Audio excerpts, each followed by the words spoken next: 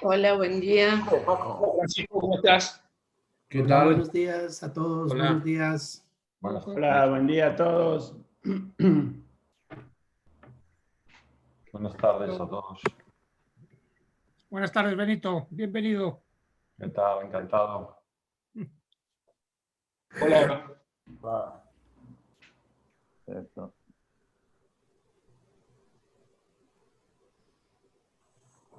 Buenas tardes. Bueno, Bueno, María, vamos pues a dar- cuando quieras arrancamos entonces. Sí, estaba viendo que esta gente todavía incorporándose, pero vamos a ir comenzando con las presentaciones para no demorar demasiado. En primer lugar, un gusto saludarles a todos con motivo del ciclo de seminarios mensuales de iFeel y también de las conversaciones iberoamericanas de la Cátedra Iberoamericana, donde hemos coincidido en este webinar en el objetivo conjunto de mover la vasija en torno a un tema de máximo interés, sobre todo de máxima actualidad, cuál es el de la vacunación y la equidad y sobre todo los desafíos de la gestión descentralizada de la pandemia. Bien, lamentablemente todos hemos podido comprobar en el último año, sí, ya ha pasado un año, que esta pandemia es una pandemia mundial que afecta o que nos afecta a todos, pero sin embargo la solución al problema no es una solución global, sino que se ha hecho de una manera parcelada dentro de grandes estados o conjuntos de estados y en otros lugares de una manera más individual o más individualizada. Desde un punto de vista ético, más bien desde un punto de vista bioético, si nos preguntamos de esos principios bioéticos cuál debiera primar en este caso, yo creo que a ninguno de nuestros asistentes hoy aquí tendría ninguna duda en decir que es la justicia, ¿no? Ese principio de justicia y ese principio de equidad que debiera regir en este caso para todos los individuos y para todos los ciudadanos, porque entre otras cosas, aunque solo sea por egoísmo, esa justicia y esa equidad debiera ser predominante, porque todos sabemos que de nada vale vacunar a Europa si no se vacuna a África, de nada vale vacunar a un país si no se vacuna al resto de los países que están a su alrededor. Pero en lo que llevamos de pandemia, lo que hemos comprobado es que de momento el acceso a la vacuna no es universal, sino que está parcelado y desde luego hemos visto cómo también ese esfuerzo inicial que han hecho algunos países no ha sido seguido por otros y el resultado, en última instancia, pues vemos que es muy dispar entre pues zonas como Estados Unidos, donde hay que recordar que invirtieron a ciegas más de 18.000 millones de dólares en el momento inicial, apostando por la investigación en vacunas como la de Pfizer, Moderna o Janssen, y a día de hoy son ya 160 millones de dosis las administradas en ese lugar. Sin embargo, la Unión Europea ha apostado un poco menos fuerte, digamos. La apuesta pues es 6 veces inferior a la de Estados Unidos, 3.700 millones de euros. 54 millones de dosis repartidas en toda la Unión Europea y un porcentaje de población vacunada que es inferior al 10% del total. En América del Sur, Jesús ahora nos explicará cómo está yendo la situación, pero digamos que la suerte individual pues, es la que marca un poco esa pauta. Bien, este es el tema que hoy nos ocupa y nos preocupa y contamos cuento para ello con mi colega y moderador también de esta sesión, Juan Pablo Jiménez Daici. ¿Qué tal, Juan Pablo? Buenas tardes. Buenos días en ese lado de ahí. Y contamos también con nuestros dos ponentes de lujo y excepción a los cuales queremos agradecer enormemente su presencia hoy aquí, que son Jesús Rodríguez y Alain Cuenca. Bienvenidos a los dos y buenas tardes y sobre todo agradecer a todos ustedes su presencia hoy aquí. Juan Pablo procede con la presentación de nuestros invitados y ya sin solución de continuidad comenzaremos con sus ponencias, con sus intervenciones, que les adelanto que son intervenciones no microconferencias, sino intervenciones dialogadas entre ambos y finalmente con todos ustedes a través del chat que está habilitado ya y en el cual pueden ir dejando ya las preguntas para nuestros ponentes y al final iremos conversando también todos con ellos. Juan Pablo, cuando quieras tienes la palabra. Bueno, muchas gracias, buenos días para todos. Gracias María por la introducción, por el pase y la presentación. Muchas gracias a los participantes y particularmente a los ponentes que nos acompañan hoy en este primer conversatorio conjunto entre AIFIL y la Cátedra Iberoamericana de la Universidad de Santiago de Compostela. Antes de presentar a nuestro panel de lujo, quisiera dedicar este conversatorio a la memoria de Juan Carlos Gómez Abaini, nuestro querido Bebe, que nos dejó hace menos de 2 semanas. Gran profesional y excelente persona, todo lo que diga sobre él y todo homenaje parece insuficiente para describirlo en toda su dimensión. Los que tuvimos la suerte de tratarlo saben a qué me refiero. Solo decir que varios de nosotros, si podemos decir algo sobre tributación latinoamericana, es gracias a los aportes de Juan Carlos. Gracias, querido Bebe, te vamos a extrañar. Dicho esto, paso ahora a presentar a los ponentes del día de hoy. Nos acompañan Jesús Rodríguez, que es presidente de la Auditoría General de la Nación, que es el máximo órgano de control externo de la Argentina, y presidente de la Comisión Técnica de Práctica de Buena Gobernanza de la Organización Latinoamericana de Entidades Fiscalizadoras, o la CES. Ha sido diputado nacional en 4 mandatos, siendo presidente de la Comisión de Presupuesto y Hacienda y autoridad del bloque parlamentario. Fue electo para integrar la Convención Nacional Constituyente de 1994 y se desempeñó como autoridad en la Comisión de Reforma Federal. Integra el Consejo de Presidencia de la APDH, la Asamblea Permanente por los Derechos Humanos, desde 1984. Dirige el programa de fortalecimiento legislativo de Flaxo y se desempeñó como consultor de OEA, INTAL, CEPAL y BID. Fue también ministro de Economía en la presidencia del doctor Raúl Alfonsín. El otro integrante de lujo de nuestro panel es Alén Cuenca, que es el director general del Instituto de Estudios Fiscales del Ministerio de Hacienda de España desde julio de 2018. Anteriormente fue profesor titular de Economía Pública de la Universidad de Alcalá entre 2017 y 2018 y profesor de la Universidad de Zaragoza. Ha sido director general de Economía en el Gobierno de Aragón entre 1999 y 2004, director general de Coordinación Financiera con las entidades locales y con las comunidades autónomas en el Ministerio de Economía y Hacienda. Fue director de Economía Pública de FUNCAS. Ha publicado artículos en revistas nacionales e internacionales sobre eficiencia en las administraciones públicas, estado de bienestar, economía de la defensa, federalismo fiscal y hacienda pública. Este es el panel de lujo que nos acompaña. María, en tus manos. Bien, pues hechas las presentaciones oportunas, yo creo que debemos dar paso a nuestros ponentes, recordándoles que pues a lo largo de toda la sesión pueden ir dejando ya sus preguntas. Bien, la primera cuestión es una cuestión general, un poco para abrir boca, porque después de la introducción que hemos hecho, yo creo que una de las cuestiones que queda más palpable y con más dureza son las dificultades a las que asistimos en la distribución de las vacunas contra la COVID-19.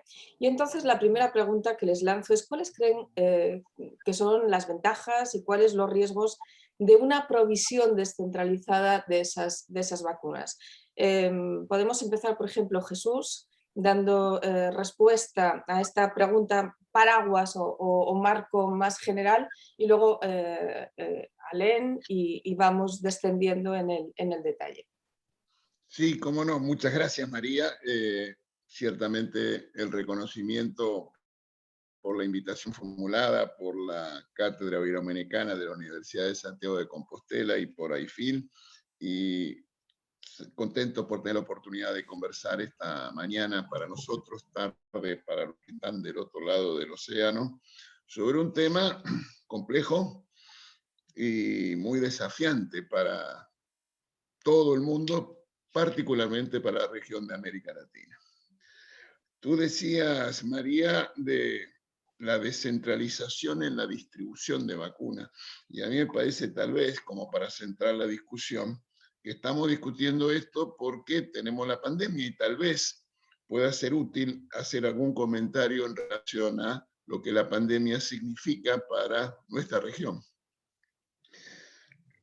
Sabemos que el primer caso que tuvo la región fue el 26 de febrero en Brasil, muerto por COVID. Y aún sin saber cuándo termine y cuántas víctimas deberemos lamentar, hay algunas cosas de las cuales ya sabemos. Sabemos que estamos frente a la peor crisis económica y social del siglo. Sabemos que se verifica por primera vez desde que el Índice de Desarrollo Humano de las Naciones Unidas se formula y se publica desde hace 30 años, que habrá un retroceso en ese indicador. Y sabemos también que nuestra región de América Latina es el epicentro hoy por hoy de la pandemia. Nuestra región tiene menos del 10% de la población del mundo y estamos teniendo casi 1 de cada 4 casos, el 25% de los casos. En ese contexto, en términos económicos y sociales, también hay repercusiones. Obvias, tal vez fundadas por algunas cuestiones que vale la pena poner en el contexto. La caída de nivel de actividad económica de los grandes países, de las grandes potencias. Solo China ha tenido un número positivo en su nivel de actividad económica, 20 contra 19.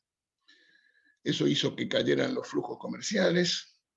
También las remesas que los latinoamericanos en el exterior giran a sus países.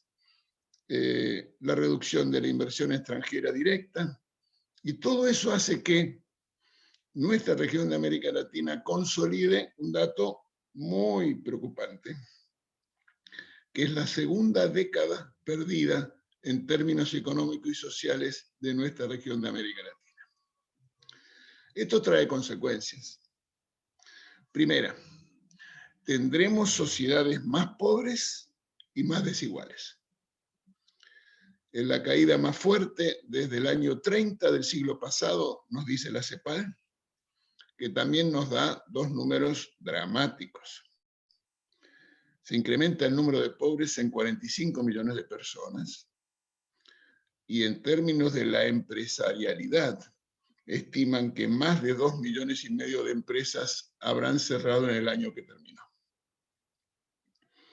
Eso tiene consecuencias sobre un sector público que está sobreexigido.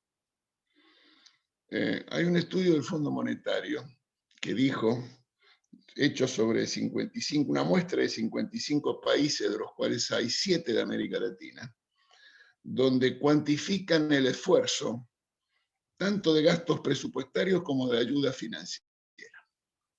Y en esa muestra el promedio global fueron 10 puntos del producto que se atendieron por la pandemia, con grandes diferencias. Amplitud, América Latina con alrededor del 8 y Alemania con 40. En nuestro continente, no en nuestra región, pero sí en nuestro continente, el esfuerzo fiscal solamente de los Estados Unidos ha hecho que tengan el año pasado un déficit de 15 puntos del producto, cuando la histórica media es de 3 puntos del producto. En materia institucional, y a mí me gustaría hacer un punto acá que seguramente es posible que tenga que retomar más tarde, en nuestra región de América Latina, el sistema institucional prevaleciente es el presidencialismo, que es bien distinto al parlamentarismo de Europa. Y en ese sentido, cuando marca periodos predeterminados para el presidente, lo hace distinto al parlamentarismo, que la consagración de una mayoría en el Parlamento hace estable a los gobiernos. ¿Por qué señalo esto? Porque hay controles recíprocos y hay balances entre los poderes, entre el Ejecutivo y el Legislativo. La emergencia significó reforzar las facultades y competencias de los poderes ejecutivos y aminoró las facultades y potestades de los congresos. Entonces se produjo un desequilibrio institucional y ese desequilibrio institucional tiene consecuencias porque la excepción para la toma de decisiones abre un espacio a la opacidad y con ello a debilidades de los sistemas de control. Entonces, para terminar, además de la desigualdad mayor y sociedades más pobres, además de un sector público más exigido, vamos a tener que enfrentar una situación institucional de mayor debilidad del Estado de Derecho en nuestra región, que se suma a lo que podríamos llamar, ya que estamos en materia de salud pública, las comorbilidades, esa palabra que aprendimos los que no somos médicos en estos días, las comorbilidades que nuestra región de América Latina todavía tiene previo a la pandemia. Pido disculpas, pero me parecía que este marco general nos podía ayudar a entender los problemas de nuestra región sobre el tema de la vacunación. Gracias.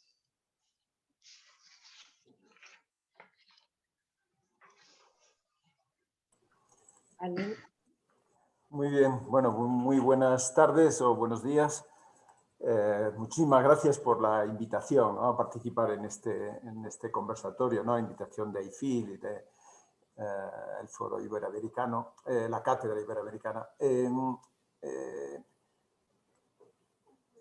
Quiero decir que yo no tengo ni idea de epidemiología ni de vacunación, ¿no? Mi conocimiento, si es que tengo algo, tiene que ver con la descentralización, ¿no?, el federalismo fiscal y, bueno, con la experiencia española en esa materia, ¿no? Entonces, bueno, voy a intentar participar en intentar aportar algo más bien desde ese punto de vista, ¿no? Esta primera pregunta que nos planteáis, ¿no?, sobre ventajas y riesgos de la vacunación descentralizada, a mí me hace pensar, en primer lugar, pongámonos hace un año, ¿no?, en enero, febrero del año pasado.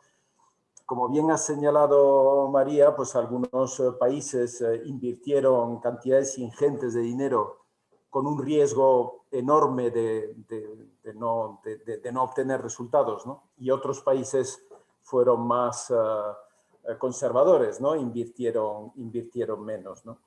En aquel momento la cuestión de la vacuna no estaba tan claro. También debió invertirse, no tengo datos, pero supongo que se gastó también bastante dinero público y privado en buscar un tratamiento, porque la vacuna no es la única solución al problema. Se podía haber encontrado un tratamiento que hubiera paliado los efectos y hubiera descongestionado los hospitales y hubiera protegido a la población, digamos, de una distinta manera, ¿no? Bueno, supongo que quien invirtió, público o privado, en tratamiento, pues lo ha perdido porque se ha fracasado, no se ha encontrado un tratamiento, al menos de momento, ¿no?, un tratamiento eficaz. Se han mejorado los tratamientos, pero no se ha resuelto por esa vía. Por tanto, la inversión que resultó rentable fue la vacuna, ¿no? La pregunta que yo me hago, quiero poner sobre la mesa, ¿no?, aquí con tantos colegas eminentes, pues seguro que tienen mejores respuestas que las que pueda dar yo, ¿no? Pero la pregunta es, ¿quién debía asumir aquellos riesgos, ¿no? ¿Quién podía asumir aquellos riesgos enormes, ¿no?, de invertir en vacuna o en tratamiento, finalmente en vacuna, sin saber cuáles podían ser los resultados de esa inversión, ¿no? Claro, podía haber un incentivo a esperar que fueran otros los que invirtieran, ¿no?, y luego comprarles el resultado donde, bueno, pagarás una parte de ese riesgo, pero compras sobre seguro, ¿no? En ese sentido, lo que quiero decir es que quizá, en un razonamiento hipotético, de haber existido un gobierno mundial, la decisión de invertir quizá debía haber sido por ese hipotético gobierno mundial en beneficio de todos. Bien, esto es una hipótesis, evidentemente no tenemos un gobierno mundial, ¿no? Algunos estados decidieron invertir y otros pues no invirtieron, ¿no? España invirtió muy poco dinero en una vacuna, Francia también, el Reino Unido en cambio pues se ve que invirtió mucho, bueno, y ha obtenido muchos muy buenos resultados, ¿no? Quiero decir, yo que soy un entusiasta de la descentralización, quizá en este caso, digo, en el de invertir para desarrollar una vacuna, quizá una decisión más centralizada, incluso a nivel mundial, hubiera sido más eficaz. Y desde luego se necesita un cierto tamaño para asumir semejante riesgo, ¿no? Si eres pequeño, yo creo que regiones españolas no han invertido en la vacuna, ¿no? Ha sido el gobierno central, aunque ya digo, es cierto, se ha invertido muy poco.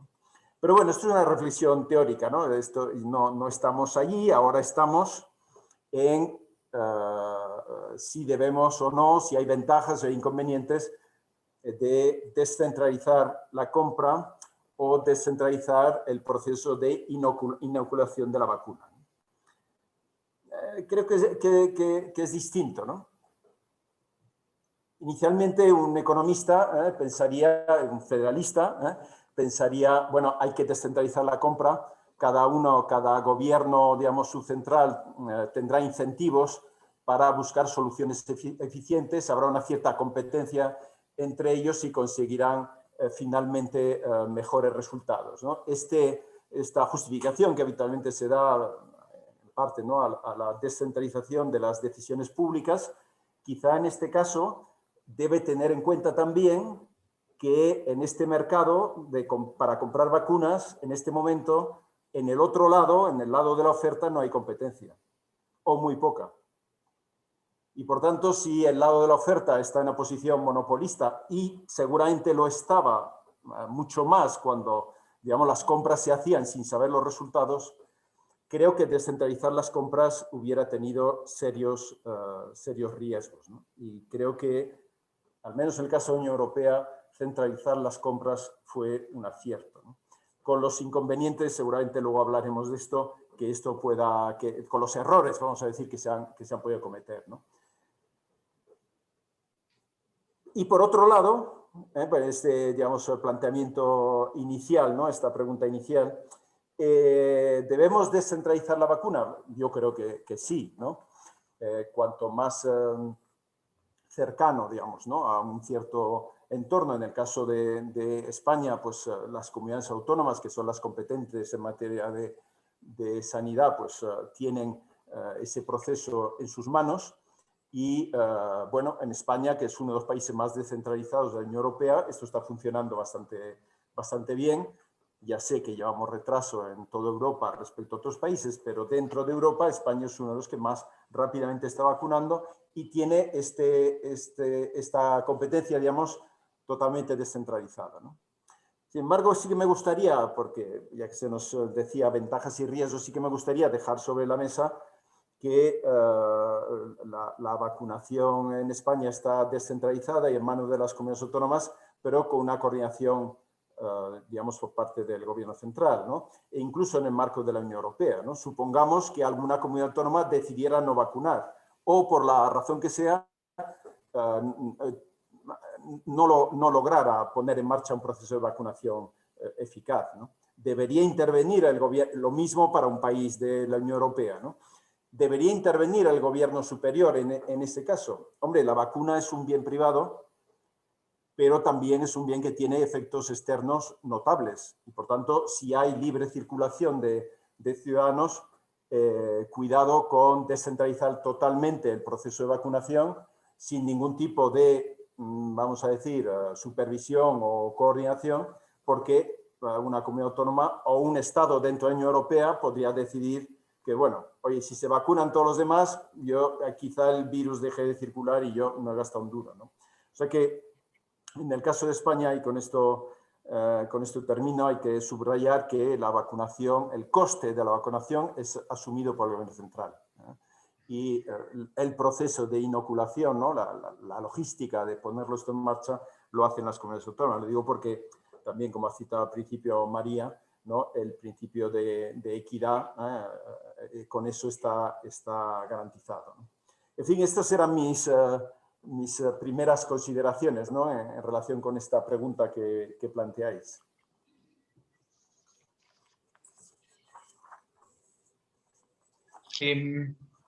A ver, Jesús, recién en tu respuesta a la primera pregunta que hizo María, acabas de resaltar que América Latina enfrentaba graves problemas coyunturales y estructurales previos a la pandemia.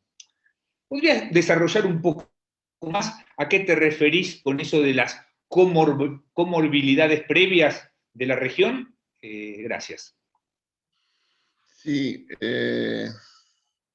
a ver, América Latina por muchas décadas en el siglo pasado era reconocida en el mundo por sufrir dos enfermedades extendidas: la inflación y la proliferación de dictaduras. En relación a la primera, salvo algunos casos muy excepcionales, es una cuestión relativamente superada. Y en relación a la segunda, hoy hay gobiernos elegidos en casi todos los países de nuestra región. Uno podría decir entonces que nuestra región de América Latina se incorporó de pleno derecho a las dos tendencias globales que distinguen los asuntos mundiales de las últimas décadas: la democratización y la globalización. Ahora bien, cuando yo hablaba de comorbilidades, hablaba de problemas severos que nuestra región registra. Por citar algunos, que creo que hay que ponerlos sobre la mesa, el tema de la desigualdad hay que ponerlo sobre la mesa. El país menos desigual de América Latina es más desigual que cualquiera de los países desarrollados de Europa. De los 26 países más desiguales que se registran en el mundo, 15 están localizados en América Latina. Estamos frente a un problema que tiene repercusiones de todo tipo. Estoy hablando de desigualdades de ingresos, no estoy refiriéndome a las de otra naturaleza que también existen. Segunda cuestión que no se dice mucho, pero para mí es sustancial, es el problema de la violencia. América Latina es la región más violenta del mundo. Los indicadores que construye Naciones Unidas en tasas de homicidios por cada 100.000 habitantes hacen que nuestra región de América Latina tenga una tasa del doble de África, por ejemplo, y que con menos del 10% de la población mundial, como decía, tiene más del 30% de los homicidios. De hecho, creo que 40 de las 50 ciudades más violentas del mundo están localizadas en nuestra región.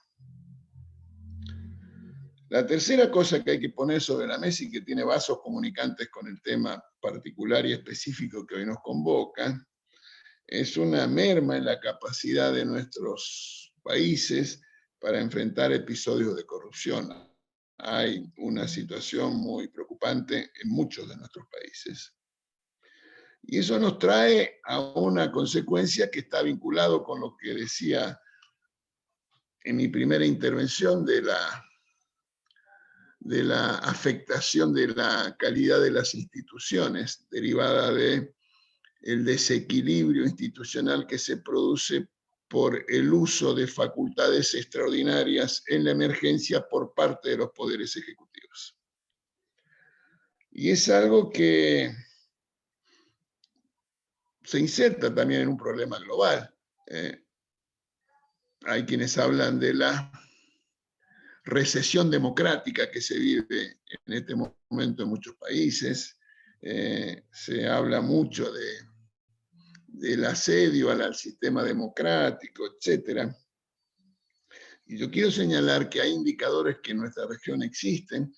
Hay un sondeo sistemático que se lleva adelante desde hace muchos años por Latinobarómetro, creo que de la década de los 90, donde el último conocido, que es previo a la pandemia, registra el nivel más bajo de confianza en el sistema democrático desde que ese indicador se registra, se construye.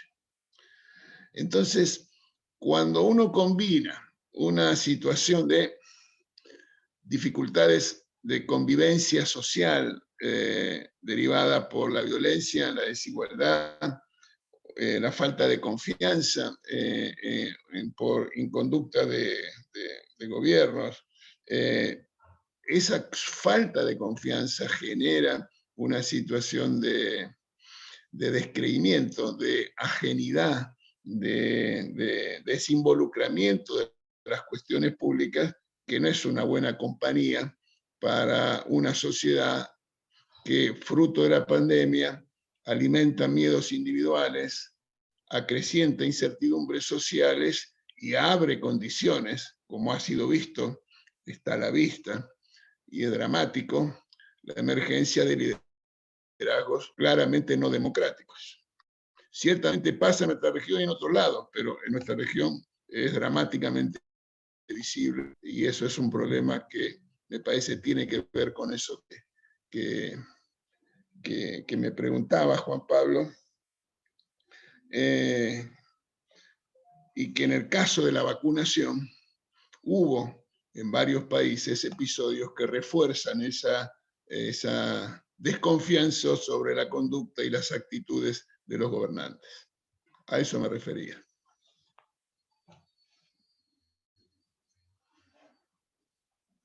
Gracias, Jesús. Pregunta para Len. En tu primera respuesta a la pregunta de María, resaltaste las luces y las sombras de la experiencia española, ¿no? Que recorre, la verdad, el abanico del federalismo, ¿no? Una primera etapa de lucha contra la pandemia muy centralizada y una segunda etapa claramente descentralizada. ¿Qué destacarías en cada una de esas etapas? Y en ambos casos, ¿cuál es el valor de la coordinación intergubernamental?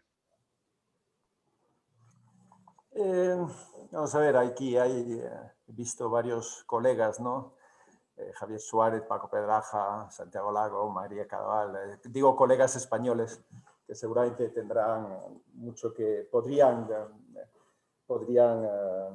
discutir o confirmar lo que voy a decir. Yo creo que efectivamente esta respuesta de España, que es uno de los países más descentralizados del mundo, donde el poder político está descentralizado, quiero decir.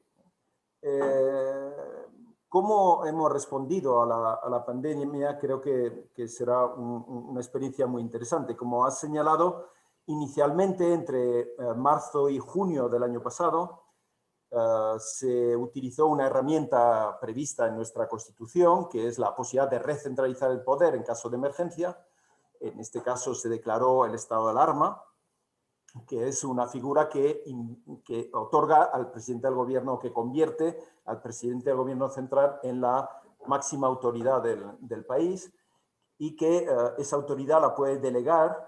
Y en aquel momento delegó esa autoridad en el ministro de Sanidad, ministra de Defensa, ministro de Transportes y ministro de Interior. De manera que se centralizó todo el poder de decisión que tuvo que ver con las restricciones a la libertad, todas las medidas que se tuvieron que tomar de emergencia.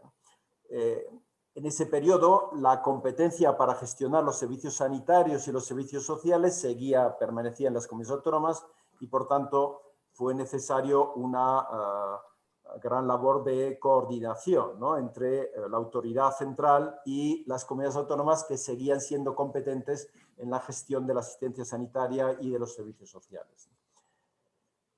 Tras esta primera etapa, cuando se controla la epidemia, pues pasa el verano y llega la segunda ola, y entre octubre y el 9 de mayo, o sea, todavía estamos, se declara un nuevo estado de alarma, donde nuevamente el presidente del gobierno central es la autoridad, pero designa como autoridades delegadas a las comunidades autónomas. De manera que casi todas las restricciones a la libertad de empresa, a la libertad de movimiento, etcétera, que se aplica ahora en España, se deciden por parte de las comunidades autónomas y son distintas en cada lugar. De manera que en cada lugar se está dando una respuesta distinta a la segunda y la tercera ola, ¿no?, por parte de las autoridades públicas en nuestro país, ¿no? Por tanto, hemos tenido una centralización máxima y podríamos decir una descentralización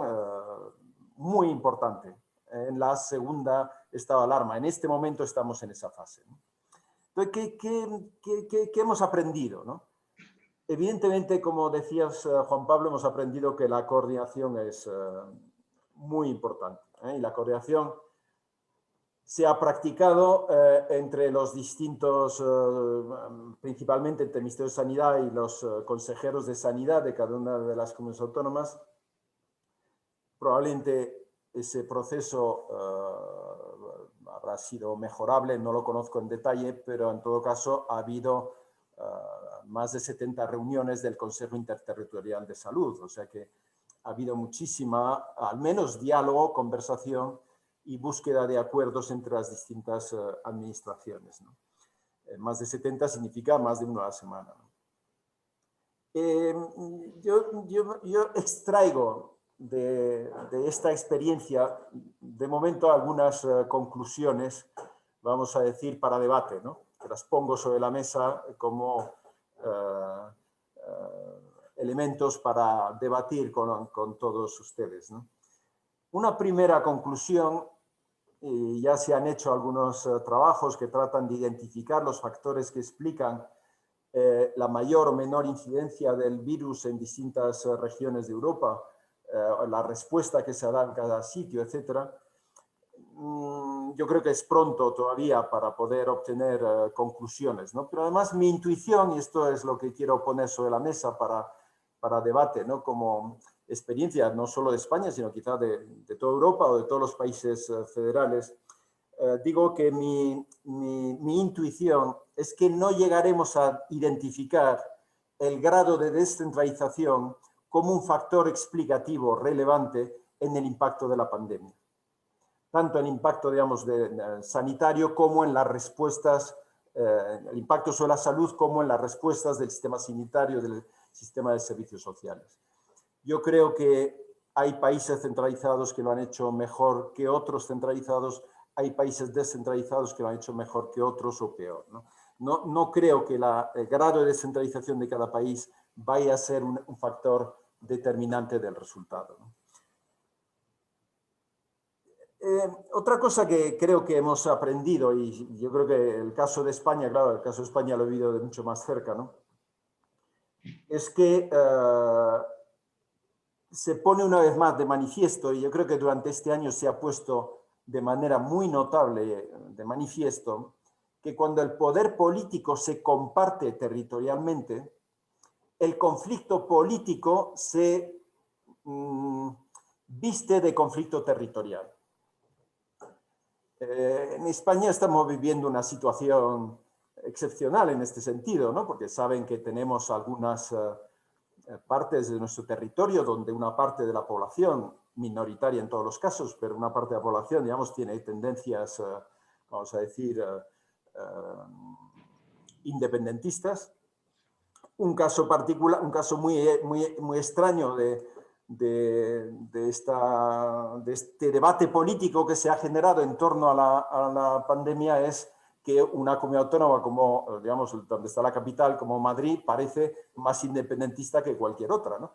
Y parece querer desgajarse del resto del país. Es una cosa bastante asombrosa y digna de estudios para los politólogos. Pero lo que quiero decir es que quizá lo que hemos vivido en España es que el poder, como el poder está repartido entre territorios, el conflicto político por el poder aparece como un conflicto territorial, al menos durante esta pandemia, ¿no? o ha aparecido más como eso.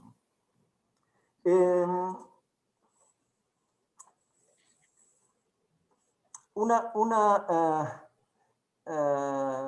elemento que creo que es muy interesante de esta segunda etapa que estamos viviendo es que se han dado respuestas diferentes, puesto que las comunidades autónomas tenían poderes para ello, se han dado respuestas diferentes a situaciones, digamos, de cuando la segunda y sobre todo cuando la tercera ola han aparecido, ¿no?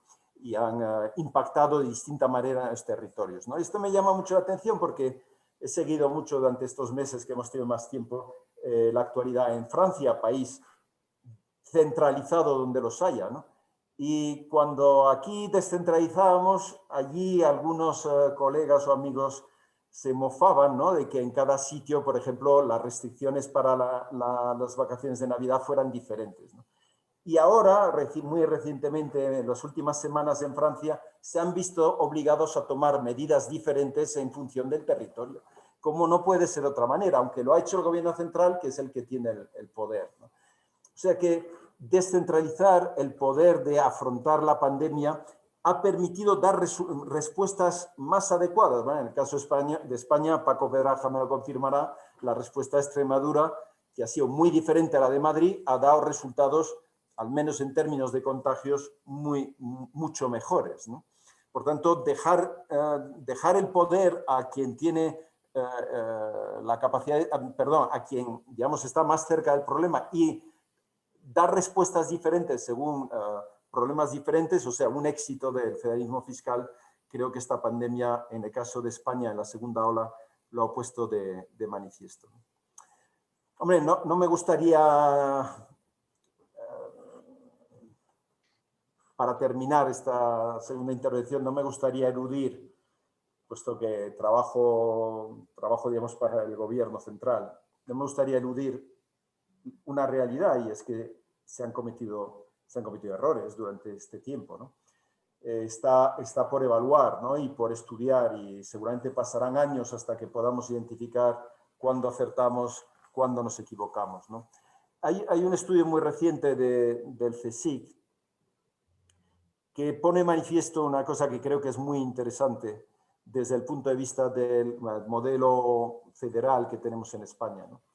Y es que uno de los errores que hemos cometido es que ha habido una falta de coordinación entre los servicios sanitarios y los servicios sociales, que están en su inmensa mayoría, casi totalmente descentralizados a nivel de comunidades autónomas. No es un reproche a las comunidades autónomas, pero sí que debemos asumir, creo, dado que una gran parte de las personas que han fallecido por el COVID son personas que estaban en residencias, que no ha habido entre el servicio sanitario y el servicio social la debida coordinación. Esta separación, que no es entre gobierno central y gobierno subcentral, sino dentro de un gobierno central, subcentral, pero podía haber sucedido y quizá haya algo que aprender también dentro del gobierno central, por ejemplo, el Ministerio de Defensa, el Ministerio de Sanidad, etc.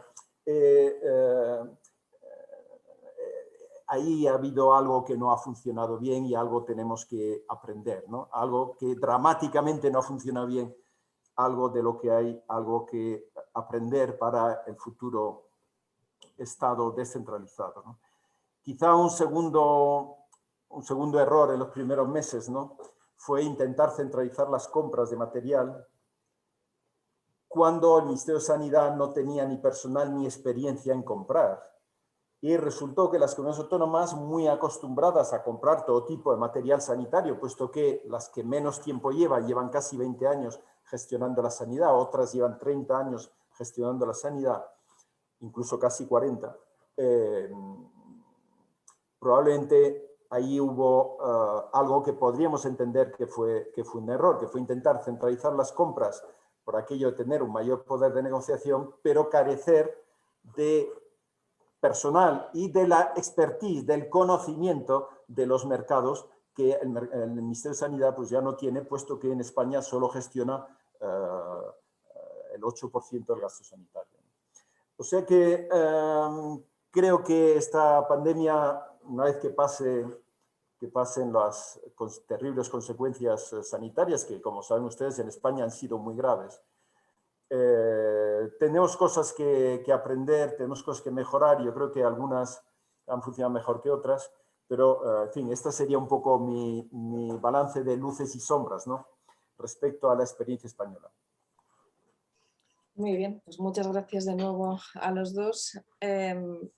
Nosotros vamos a plantear la última pregunta a cada uno de los ponentes, por lo que les invito ahora a que vayan dejando ya sus preguntas en el chat para poder ir formulándolas nada más acabar esta ronda de intervenciones que nos seguimos guardando Juan Pablo y yo. Voy a volver con Jesús porque muy interesante las reflexiones previas, pero lo que sí me gustaría o nos gustaría saber en este momento es que una vez hecha la exposición y puestos en situación, ¿qué condiciones se requieren para atender con cierto chance de éxito las consecuencias de la pandemia en los países de América Latina? Y sobre todo, ¿qué rol, en tu caso muy concreto, le asignas a los organismos de control latinoamericanos en esta estrategia? Sí, sí, gracias, María. Siendo consistente con mi intervención anterior, hay una clave global y una dimensión propia de cada uno de los países. En materia de asuntos globales, está claro que es clave la mejora de la gobernanza global, pensando en aquella hipótesis que formuló Elena al principio, qué distinto hubiera sido todo. Y entonces, sabiendo que eso es una hipótesis que no se puede verificar en la práctica, ¿cómo la gobernanza global puede mejorar las condiciones de cada uno de los países? Tiene que ver con la vigencia o no de un efectivo multilateralismo, por caso. Tiene que ver con la existencia o no de reglas para la dimensión financiera de la globalización. Tiene que ver con cómo los multilaterales de crédito mejoran su capacidad prestable y cuánto tarda en ampliarse, por ejemplo, el capital del Fondo Monetario o del Banco Interamericano de Desarrollo para generar mayor capacidad prestable, pensando en esos estados y en esos sectores públicos tan sobreexigidos de los cuales hablaba al principio con motivo de la pandemia. Entonces, esa es una dimensión. La otra dimensión tiene que ver con cada uno de los países. Y en ese sentido yo no quisiera que subestimáramos en nuestra aproximación al problema las dificultades que puede tener algunas prácticas políticas que en algunos países se verifican, que se relacionan con descreer de los liderazgos cooperativos y afirmarse en liderazgos, digamos, individuales y, si se quiere, con una cuota de mesianismo. Eso es absolutamente desaconsejable para una situación de pandemia. Del mismo modo, de nuevo, como se verifica en algunos países, hay gobiernos que descreen de los saberes científicos y se afirman y se afianzan en creencias casi propias del realismo mágico sudamericano de las novelas de nuestros grandes escritores, y al mismo tiempo de afirmarse en el saber experto y creer en los liderazgos cooperativos, la idea de tomar nota, aprender de las buenas prácticas de otras experiencias, que también las hay. Entonces creo que ese funcionamiento de un sistema político que te incorpore esas dimensiones es absolutamente esencial. La otra es, y que también se relaciona con algo que intenté plantear al principio, es nuestra convicción que existe una asociación directa, una causalidad inmediata entre fortaleza de las instituciones y resultados económicos y sociales en un país. Si alguien cree que eso no es cierto, mire las experiencias de América Central y qué pasa entre Costa Rica y otros países, cuando las instituciones funcionan o no funcionan y cuáles son los resultados que se obtienen. Y si no, también se puede ver en nuestro Río de la Plata y cómo le va a un país de un lado de la orilla y a otro país del otro lado de la orilla. Entonces yo digo, eso me parece fundamental. Para tratar de decir algo en lo que vos me planteabas de los organismos de control, lo que se ve en nuestra región es baja rendición de cuentas. Y cuando me refiero a rendición de cuentas, estoy pensando en esa rendición de cuentas horizontal entre los poderes de la República, el poder legislativo y el poder administrador, tan esencial en regímenes políticos presidencialistas que hacen la diferencia en relación a otras experiencias institucionales, el parlamentarismo europeo. Pero no solo eso, sino también la rendición de cuentas vertical, donde los funcionarios rinden cuentas a los ciudadanos, y aquí es imprescindible el funcionamiento de las organizaciones de la sociedad civil y el funcionamiento de los medios de comunicación social independientes.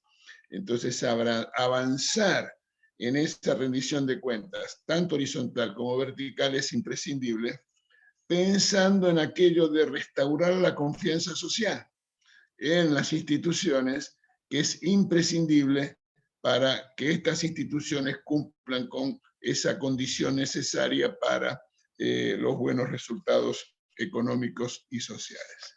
Me parece que esos comentarios son apropiados y que tienen que ver con tu pregunta, María. Gracias. Perfectamente, muchas gracias, Jesús. Voy a formular rápidamente la última pregunta por nuestra parte para Len, para dar paso a las preguntas del chat, porque no podemos acabar mucho más allá de 45-50 como límite máximo. Por lo tanto, porque para nosotros son tardes, pero para nuestros colegas son mediodías y no queremos que nadie desfallezca. Bien, Alain, para ti la última de esta tanda de preguntas.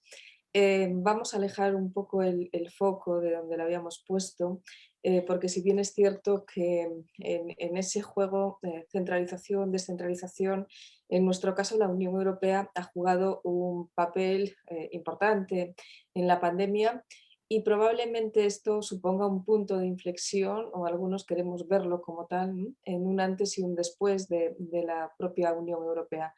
La pregunta concreta es, ¿estamos en un momento que podríamos llamar hamiltoniano? Es decir, ¿la pandemia puede aproximar por fin la Unión Europea a un Estado federal, o seguiremos anhelándolo como después de la crisis del 2008?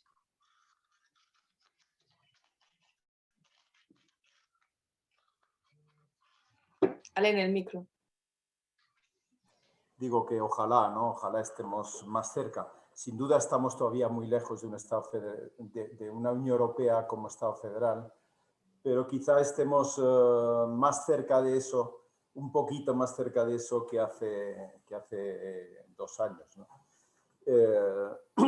La respuesta a la pandemia ha permitido que por primera vez se creen fondos que se financiarán por la propia Unión Europea como tal, no por sus países miembros.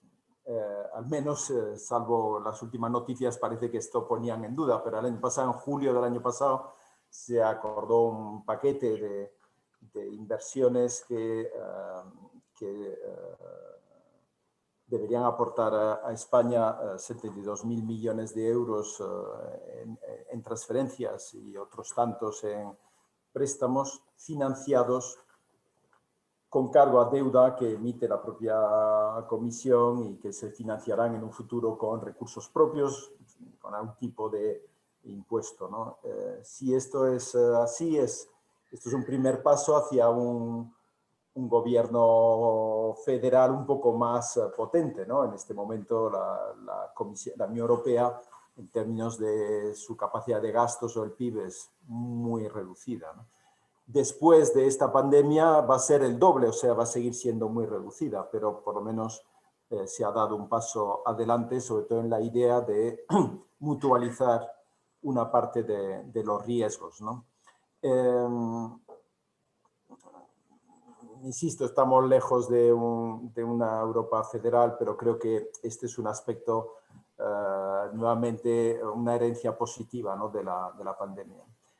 También hay, digamos, de lo que estaba estos días en los medios de comunicación de una manera muy digamos, presente en Europa, ¿no?, en España, en los países europeos, es, bueno, los errores que se han cometido en el proceso de compra de vacunas y luego, pues, de vacunación, etcétera, ¿no? Se hizo una inversión inicial común, concertando compras comunes, asumiendo parte del riesgo, ¿no?, o la totalidad del riesgo, ¿no? Y eso lo hizo la Unión Europea, y con una de las compañías con las que se ha operado, con AstraZeneca, pues ha habido problemas de cumplimiento de ese contrato. Puede que haya habido errores por parte de la Comisión Europea, puede que haya habido mala fe por la otra parte, que casualmente es una compañía británica, o sea que, o de matriz, digamos, británica, que, bueno, después de Brexit quizá estemos ante el primer episodio de lo que va a ser la relación futura entre el Reino Unido y España y Europa, ¿no? Esperemos que no, y que todo esto se vaya corrigiendo y se vaya asumiendo. Pero bueno, tenemos una autorización única. Si tenemos un mercado único y una libre circulación, pues la autorización tiene que ser, de cada una de las vacunas, tiene que ser única, y es verdad que vamos lentos porque producimos pocas vacunas. Tenemos poca capacidad de producción, no hemos invertido en una vacuna propia como europeos. ¿Por qué? Pues porque o bien los países nos pusieron de acuerdo, o bien eso se dejó a la inversión de cada país, y como decía antes, pues los países de la Unión de la 27 pues han invertido muy poco en una vacuna propia, ¿no? Y ahora pues nos encontramos con que efectivamente no estamos produciendo suficientemente rápido vacunas. Aún así, creo que somos, Rusia y China aparte, si no me equivoco, somos la tercera área que más exporta vacunas, ¿eh? O sea que nosotros sí que enviamos vacunas a países en vías de desarrollo, ¿no? Ahora, toda esta polémica, porque aparentemente, ¿no?, la Comisión habría cometido errores y podríamos pensar que esto ha sido un paso atrás, ¿no?, en relación con los pasos adelante que se dieron el año pasado con los fondos europeos, etcétera.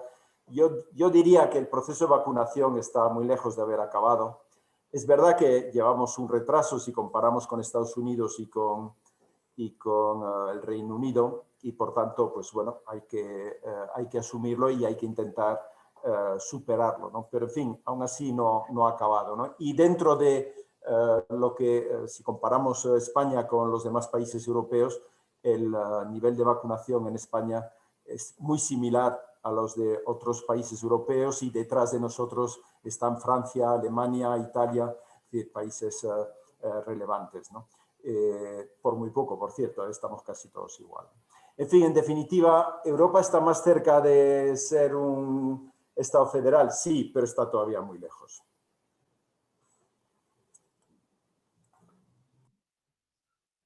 Bueno, vamos a darle entonces vamos a hacer las preguntas que nos han llegado por el chat.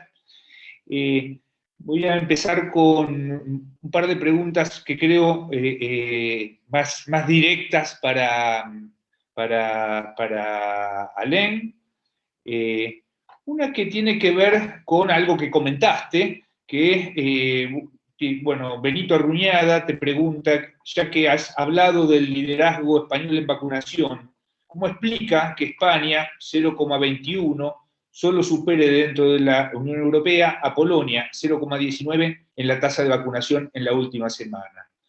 Aprovecho también para juntar un par de preguntas, digo, una pregunta de Francisco Manuel Pedraja, que dice, parece que hay condiciones previas, y también creo que se relacionan mucho con tu presentación, Alain, Parece que hay condiciones previas, calidad institucional y una desigualdad relativa, que deben alcanzarse antes de contestar a la cuestión centralización-descentralización. Te dejo estas dos preguntas y seguimos.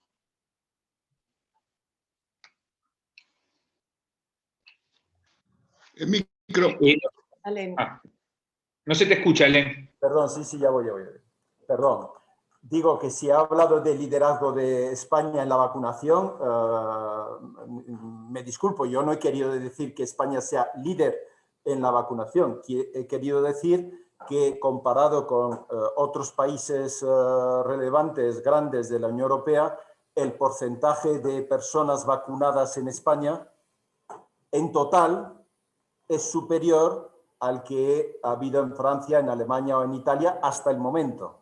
Esos son los últimos datos que he visto.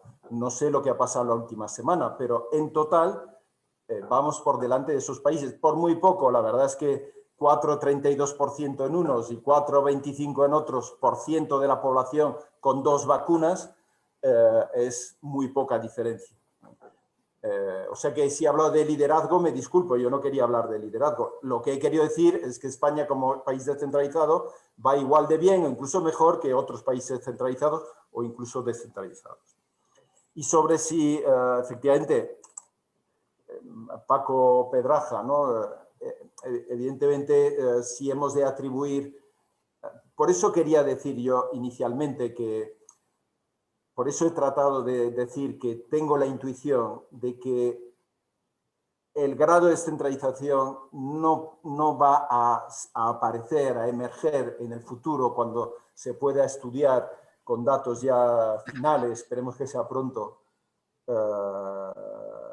no va a ser un factor explicativo de la incidencia de la enfermedad, de la pandemia o del éxito en la respuesta, ¿no? Porque efectivamente hay condiciones previas, hay diferencias iniciales anteriores que hacen que unas comunidades autónomas, en el caso de España, o unas regiones de Europa estén mejor preparadas y haya otros factores de renta, etcétera, ¿no? O sea que totalmente de acuerdo. Yo solo, digamos que ya que se plantea la pregunta de si la vacunación y la descentralización tienen algo que ver, pues mi hipótesis de trabajo o mi intuición es que poco tienen que ver.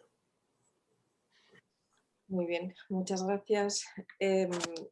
Fijaros, mientras estábamos en esta conversación me ha llegado un aviso de mi entidad financiera donde me propone sumar un granito de arena a través de Bizum para sacar el lado más solidario y aportar para colaborar con la vacunación de la COVID-19 a los países menos desarrollados. Digo que casualmente porque tenemos 2 preguntas que están muy en la línea con este mensaje que me ha llegado en tiempo real y que paso a plantear en primer lugar a Jesús. Y tanto Ignacio Lozano como Manuel Veiga plantean pues, ¿qué opinión les merece la cofinanciación para la compra de vacunas, refiriéndose tanto a niveles de gobierno subnacionales como al propio sector privado?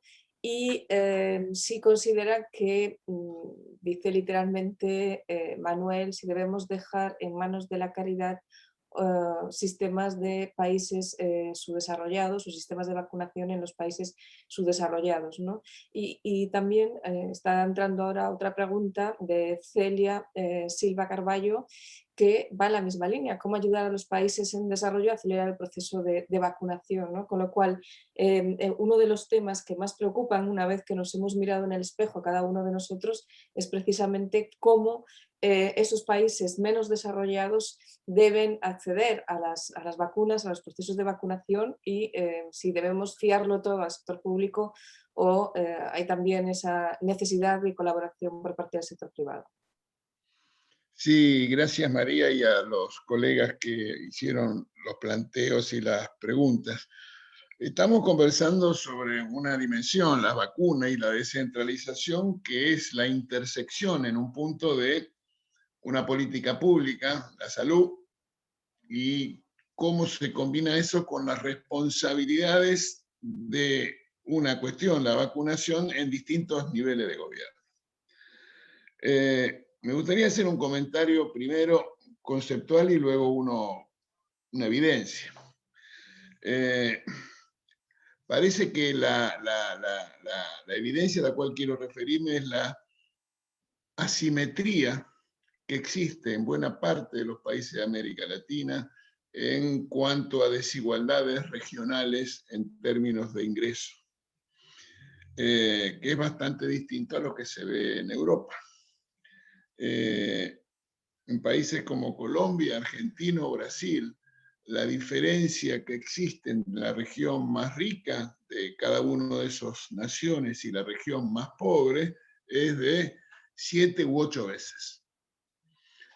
Por el contrario, en Europa la diferencia en la región más rica y más pobre debe ser menos de 2 veces. Entonces digo, este es un punto que incorpora una dimensión, las capacidades de los gobiernos subnacionales para afrontar desafíos sustanciales. En ese sentido, el impacto distributivo, en el caso de la vacuna, es tan grande, tan fuerte, tan sensible sobre la sociedad que parece necesario pensarlo en términos de gobiernos centrales y no de gobiernos subnacionales, entre otras cosas por las diferencias en términos de capacidades de esas unidades subnacionales. Cuando vemos el tema de la descentralización, que está afectada, por ejemplo, por esta que señalaba de las diferencias en los ingresos en las regiones, y pensamos entonces en una visión centralizada, la pregunta es cuánto de coordinación hay y cuánto de poder de rectoría hay por parte de la jurisdicción, el Ministerio de Salud a escala nacional. Y en ese sentido, hay veces donde la capacidad de coordinación de los distintos niveles de gobierno, sobre todo en países de institucionalidad federal, generan problemas de funcionamiento y de eficacia muy sensibles. Es decir, que no es lo mismo un país unitario que un país federal. Las grandes federaciones de América Latina, México, Brasil y la Argentina, tienen una dimensión institucional bastante diferente a la de Chile o otros países unitarios. Entonces creo que hay que poner sobre la mesa esa situación. Alguien preguntaba en el chat, no me acuerdo quién, acerca de las asimetrías que existen en algunos países, ¿no?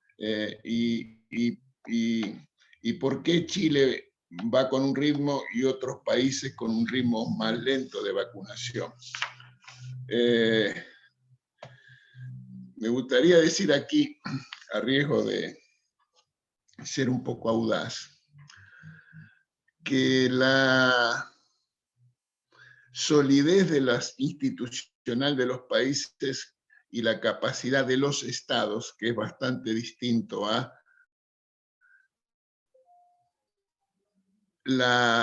el ratio gasto público en relación a PBI, porque hay mucho gobierno en muchos países, pero eso no quiere decir mejores estados.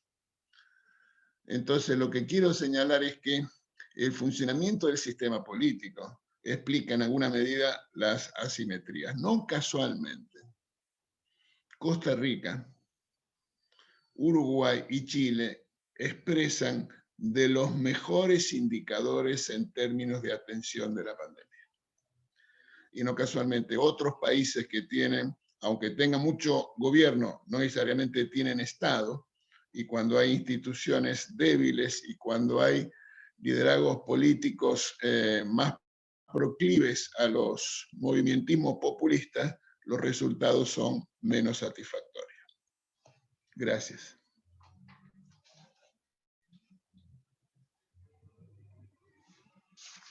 Creo que, bueno, nos ha quedado una pregunta sin atender, que no me gustaría dejarla, de Natalia Costa, que dice que tenía un profesor que decía que la historia de América Latina era la historia de la desintegración de América Latina. Eso está a la vista, no ha cambiado mucho. ¿Qué acuerdos mínimos imaginan o propondrían para avanzar hacia una gestión coordinada en el orden de lo posible? Creo que esta es la última pregunta, y bueno, que quizás sea más dirigida a Jesús que a Helen, pero también, Helen, nos gustaría, si no hubiera más preguntas, que tengas tu posibilidad de reflexión y respuesta. Así que la pregunta va para los dos. Solo diría que si tuviéramos la respuesta a esa pregunta no tendríamos los problemas que tenemos en nuestra región, pero en todo caso, si yo tuviera que decir una línea en relación al tema, diría de fortalecer los acuerdos políticos sustantivos entre las fuerzas políticas con una mirada de mediano plazo, que esté más allá de los límites electorales, de los tiempos electorales en la programación de las políticas, junto con una muy acentuada respeto al funcionamiento de las instituciones y mirar un camino donde se combine la competitividad económica y la cohesión social como dos pilares de la formulación de las políticas públicas. Me parece que eso, junto con una integración a un mundo convulso y turbulento, pero imprescindible que se dé esa integración, son los criterios por los cuales es posible pensar a recorrer el camino de reversión de los problemas estructurales agravados por la coyuntura que padece América Latina. Gracias. Hombre, gracias Juan Pablo por darme la oportunidad de decir algo. Yo sobre América Latina no tengo nada que aportar, ¿no? Quizá la experiencia de la Unión Europea puede ser útil, ¿no? Los distintos pasos que desde 1957 se han dado en Europa, ¿no? De avance lento, con retrocesos, etcétera, hacia la integración, ¿no? Y quizá la lección es que hace falta una enorme voluntad política por parte de todos los países que desean integrarse en cualquier grado, ¿no? Económico, político, por supuesto, ¿no? Y bueno, los que hemos vivido con enorme tristeza todo el proceso del Brexit, ¿no? Esto lo ilustra, ¿no? En un país donde parte de la competencia política se hizo entre estar a favor o no de pertenecer a la Unión Europea, pues al final pues, se han salido, ¿no? Pero también decir que un proceso histórico como el que vivimos en la Unión Europea, ya digo, desde hace más de 60 años, sucedió después de una guerra mundial en la que entre los europeos nos masacramos millones y millones de víctimas, ¿no? O sea que a veces la integración, que en el caso de Europa creo que es la historia de un éxito, deriva de un enorme fracaso. O sea que, bueno, ojalá América Latina, ¿no? se consiga avanzar en el proceso de integración. Cuando uno visita aquellos países hermanos, pues llama mucho la atención el potencial que se pierde de no liberalizar el comercio entre ellos, ¿no? Y el movimiento de personas, etcétera, ¿no? Pero bueno, todo se andará y digamos, en términos históricos, Europa puede ser un ejemplo, pero cuidado, porque antes de la Unión Europea hubo cosas muy, muy graves, ¿no? O sea que, en fin, poco puedo decir. Muy bien, muchas gracias. Pues hemos cumplido, yo creo que a lo británico en este caso, con el horario que nos habíamos propuesto. Hemos acabado nuestra conversación en 1 hora y cuarto más o menos, que era lo que inicialmente teníamos previsto. No me queda nada más que dar las gracias de modo muy especial a nuestros ponentes, a Jesús, a Helen. Muchísimas gracias por haber compartido con nosotros este ratito, y a todos ustedes por habernos acompañado. Quisiera hacer un agradecimiento especial porque aunque no la vemos, está y hace posible que esto se pueda producir, que es Anabela y Yeral, que de alguna manera son los que están en este momento poniéndonos la autopista para que podamos correr. De tal manera que muchas gracias, Anabela, muchas gracias, Yeral. Y yo creo que esta experiencia debemos repetirla, Juan Pablo, porque las sinergias que la Cátedra Iberoamericana y que IFIL pueden aprovechar son muchas y por lo tanto espero volver a verles en una nueva conversación conjunta en breve. Así que muchas gracias a todos y buenos días, buenas tardes a todos ustedes. Juan Pablo, sin más te cedo la palabra para que nos des el adiós y hasta la próxima. No, muchas gracias a todos, gracias a los participantes y obviamente a los expositores, y efectivamente creo que ha sido una buenísima experiencia y esperamos pronto volver a trabajar juntos con la Cátedra Iberoamericana y también junto con OLACERS y junto con el Instituto de Estudios Fiscales, que la verdad es que creo que tenemos muchas posibilidades de sinergias en estos temas. Muchas gracias a todos. Muchísimas gracias. Gracias. Gracias, chao. Adiós, adiós.